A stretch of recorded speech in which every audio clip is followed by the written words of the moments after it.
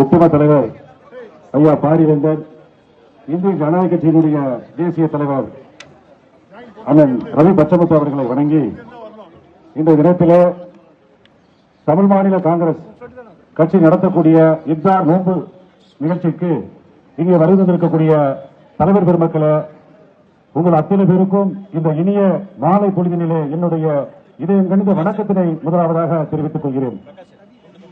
இப்தார் நோன்பு நிகழ்ச்சி எதற்காக இஸ்லாமிய சமுதாயத்தை சார்ந்தவர்கள் இதை தொடர்ச்சியாக கடைபிடித்து வந்து கொண்டிருக்கிறது என்று சொன்னால், எல்லோரும் சமமாக இருக்க வேண்டும், எல்லோரையும் சமமாக மதிக்க வேண்டும், ஏழை பணக்காரன் இருப்பவன் இல்லாதவன் என்று சொல்லி எவரிடத்திலும் பிரிவினை ஏதும் இல்லாத அளவிற்கு ஒரு சூழ்நிலையை ஏற்படுத்த வேண்டும். பசி என்பதை அத்துணை பேரும் அறிய வேண்டும்.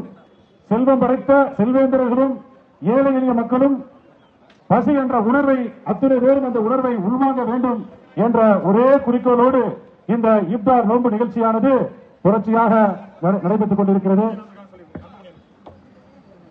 இந்த நிகழ்ச்சிக்கு இங்கே வருகின்ற தலைவர் அன்புமணி அண்ணன் அவர்களை இங்கு வருக வருக என அன்போடு வரவேற்கின்றோம்.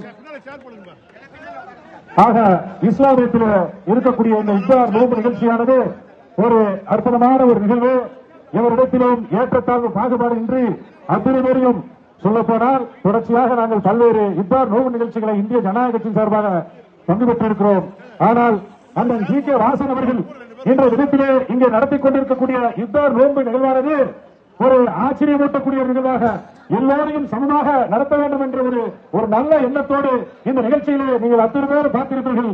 மேடை என்பதே இல்ல, மேடை அமைக்காமல் அத்துணை பேரோடும் தலைவர்களும் தொண்டர்களும் அத்தனை பேரோடும் சரிக்கு சமமாக இருந்து இந்த நிகழ்ச்சியிலே பங்கு பெற வேண்டும், உங்களோடு அந்த கஞ்சியை நோன்பு கஞ்சியை அருந்த வேண்டும் என்று சொல்லி மேடை அமைக்காமல் அத்துணை பேரும் சமம் என்பதை உறுதி செய்கின்ற வகையிலே இந்த நிகழ்ச்சியானது இங்கு அற்புதமாக அண்ணன் ஜி கே வாசன் அவர்கள் ஏற்பாடு செய்திருக்கிறார் என்பதை எடுத்துச் சொல்லி, உங்களோடு கடந்த 3-4 தினங்களுக்கு முன்பாக மதுரைக்கு பாரத பிரதமர் அவர்கள் வந்திருந்தார்.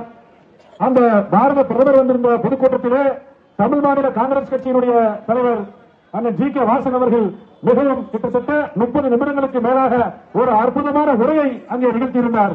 எப்படி தமிழகம் எப்படி இருக்க வேண்டும், தமிழகத்தில் இருக்கக்கூடிய மக்கள் எப்படி காக்கப்பட வேண்டும், எப்படி ஊழலை ஒழிக்க வேண்டும், மக்கள் எதற்கு வாக்களிக்க வேண்டும் என்று சொல்லி அற்புதமாக மிகவும் ஒரு சிறப்பான உரையை அவர் அந்த இடத்திலே நிகழ்த்தியிருந்தார்.